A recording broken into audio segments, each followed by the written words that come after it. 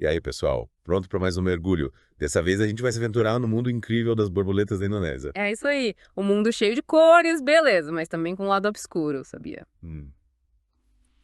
Me conta mais sobre esse lado obscuro. A gente vai desvendar o comércio ilegal que tá colocando a existência dessas belezinhas em risco. Nossa, que triste. Mas como a gente vai fazer isso? A gente vai se basear num documentário que explora esse mercado, especialmente na Indonésia. Legal. Hum. E o que esse documentário revela? Deixa curiosa. Olha só, você sabia que uma borboleta foi vendida no Japão por 22 milhões de ienes? 22 milhões de ienes. Que loucura. Mas por que alguém pagaria tanto por uma borboleta? É a prova de que a fascinação por esses insetos é global, né? Verdade. E onde a Indonésia entra nisso tudo? A Indonésia, com mais de 2.000 espécies de borboletas, é um paraíso para colecionadores. Uau, 2.000 espécies. É muita borboleta. Muita mesmo. Algumas das maiores e mais raras do mundo estão lá. Imagino que isso torna a Indonésia um alvo para esse comércio ilegal, né?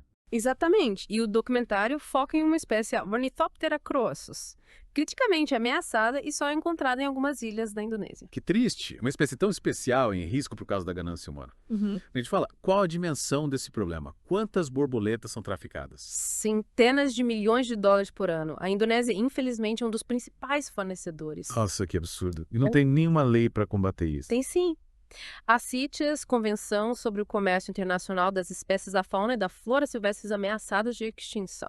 E ela funciona? Ela regula o comércio, protege mais de 40 espécies de borboletas, muitas delas da Indonésia, mas a fiscalização é falha. Entendi. E como o documentário aborda isso? Ele segue Orphan Sabran, um cineasta investigando o comércio ilegal na Indonésia. O que ele descobre? Ele mostra como os traficantes agem, caçam em áreas protegidas, falsificam documentos, contrabandeiam borboletas. É como se fosse um mercado paralelo, né?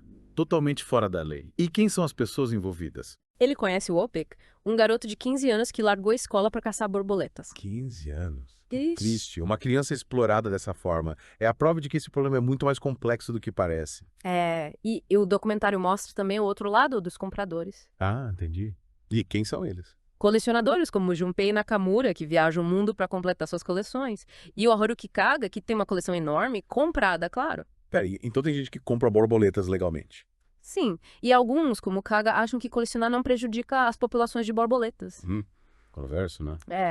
Mas o documentário também mostra o Yoshihiro Yamaguchi, um pesquisador que estuda as borboletas doadas por colecionadores. Interessante.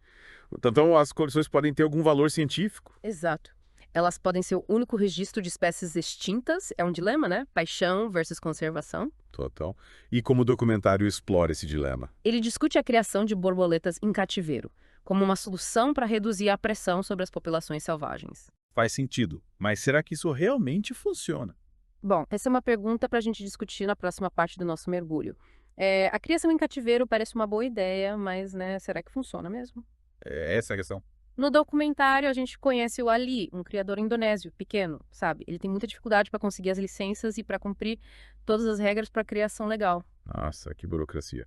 Mas e aí, se a criação legal já é tão difícil, como saber se as borboletas que estão vendendo por aí são mesmo de cativeiro? Pois é, essa é a grande pergunta. A União Europeia, por exemplo, chegou a suspender o comércio da Ornithoptera crassus. Sério, e por quê? Eles suspeitavam que alguns criadores da Indonésia estavam capturando borboletas selvagens e vendendo como se fossem criadas em cativeiro. Que loucura. Mas como eles conseguem enganar, né? Tá Não tudo... tem como diferenciar. É difícil, viu? E os traficantes se aproveitam disso.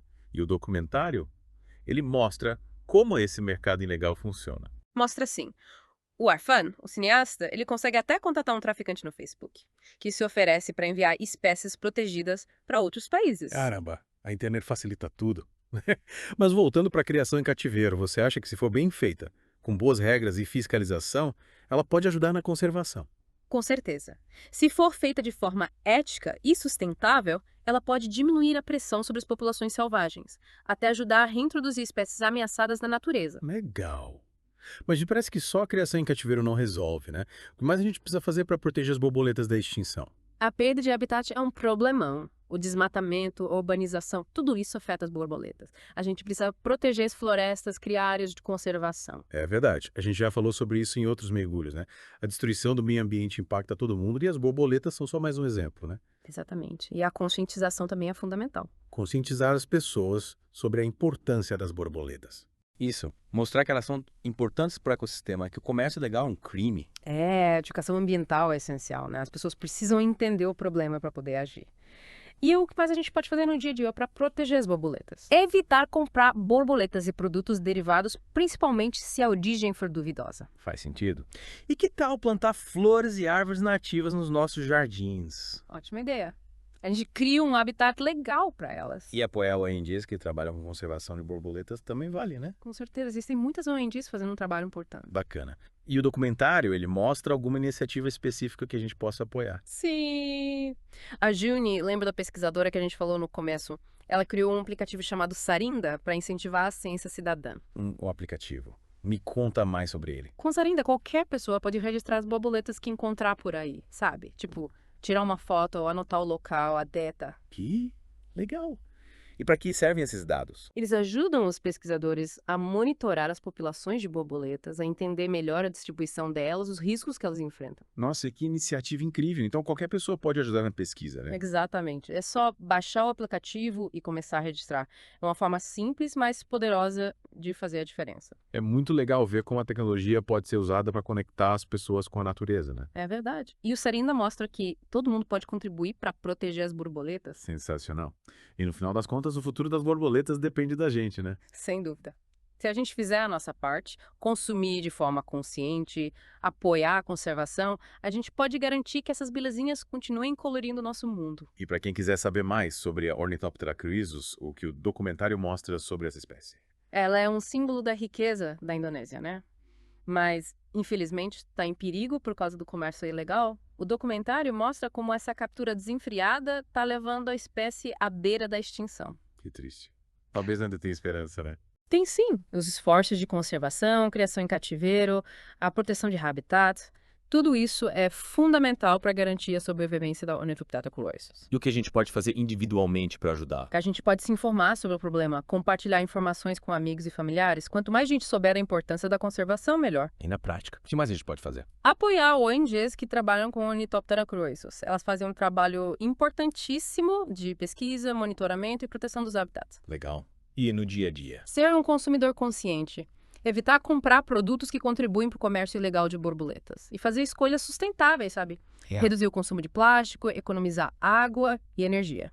Pequenas ações que fazem uma grande diferença, né? Mas além disso, o que mais é preciso para garantir a sobrevivência da Ornithoptera cruensis? Políticas públicas eficazes. Os governos precisam combater o comércio ilegal, proteger os habitats e investir em educação ambiental. É verdade. Mas no fim das contas, a mudança precisa partir de cada um de nós, né? Com certeza. A gente precisa assumir a responsabilidade e agir para proteger a natureza. E para finalizar nosso mergulho, queria destacar a importância da esperança. O documentário, apesar de mostrar a dura realidade, também traz histórias inspiradoras de pessoas que lutam pela conservação. Sim. A história da Juni, criando o aplicativo Sarinda, é um exemplo disso. A paixão e a tecnologia juntas para proteger a natureza. A verdade, o Sarinda mostra que qualquer um pode contribuir, né? Exatamente. Cada registro no aplicativo é uma pequena vitória.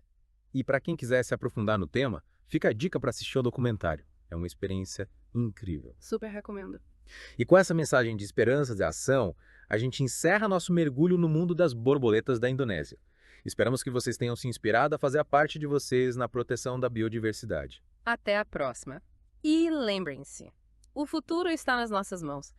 É incrível como essas borboletas tão pequenas podem carregar tanto significado, né? A Ornithoptera cruensis, por exemplo, ela não é só uma maravilha da natureza.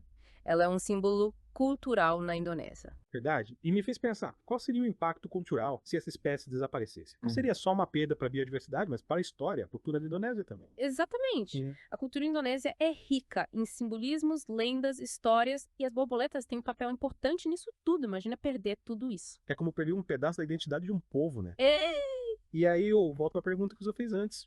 Qual a nossa responsabilidade em proteger essas criaturas? Porque no final, a culpa pela extinção de uma espécie não é só dos caçadores, dos traficantes, é de todos nós, né? Totalmente. Cada escolha que a gente faz, os produtos que compra, a forma como a gente trata o meio ambiente, tudo isso tem impacto na natureza. Se a gente quer proteger as espécies, a gente precisa se conscientizar primeiro, para depois agir. Mas conscientização sem ação não adianta muito, né? O que a gente pode fazer de verdade para garantir que a Ornithoptera cruensis e outras espécies continuem voando por aí? A gente pode começar sendo mais conscientes como consumidores. Evitar comprar borboletas, produtos com partes delas, principalmente se a origem for duvidosa. Faz sentido. E além de boicotar esse comércio, o que mais a gente pode fazer? Apoiar as ONGs que trabalham para proteger as borboletas, como a que a Juni faz parte. Elas fazem um trabalho importantíssimo de pesquisa protegendo os habitats. Verdade. Uma doação, por menor que seja, já ajuda. E que tal usar as redes sociais para divulgar a causa? Boa ideia. Compartilhar informação sobre a importância da conservação, os perigos que as borboletas enfrentam, o que a gente pode fazer para ajudar. Espalhar a palavra, conscientizar mais gente. O aplicativo Sarinda continua sendo uma ferramenta importante, né? Com certeza. Com ele, qualquer um pode contribuir para a ciência cidadã, coletando dados sobre as borboletas que encontra por aí. É uma maneira simples, mas eficaz de ajudar, né? Total. E você, o que te marcou mais nesse nosso mergulho no mundo das borboletas? Acho que a história do Opik me deixou bastante pensativa. Um garoto tão novo, largando a escola para caçar borboletas para sobreviver. É triste, né? É muito triste. E mostra como esse problema é complexo. A pobreza, a falta de oportunidades, tudo isso impacta a natureza também. É verdade. A gente precisa lutar por um mundo mais justo, onde todos tenham acesso à educação, saúde, oportunidades. Proteger a natureza também é proteger a gente, no final das contas. Concordo. É um desafio que exige muitas frentes de ação individuais, políticas públicas, mudanças mais profundas na sociedade.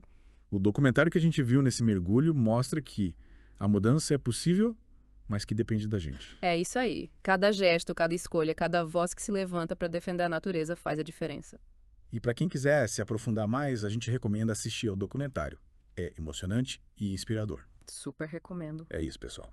Chegamos ao fim do nosso mergulho no mundo das borboletas da Indonésia.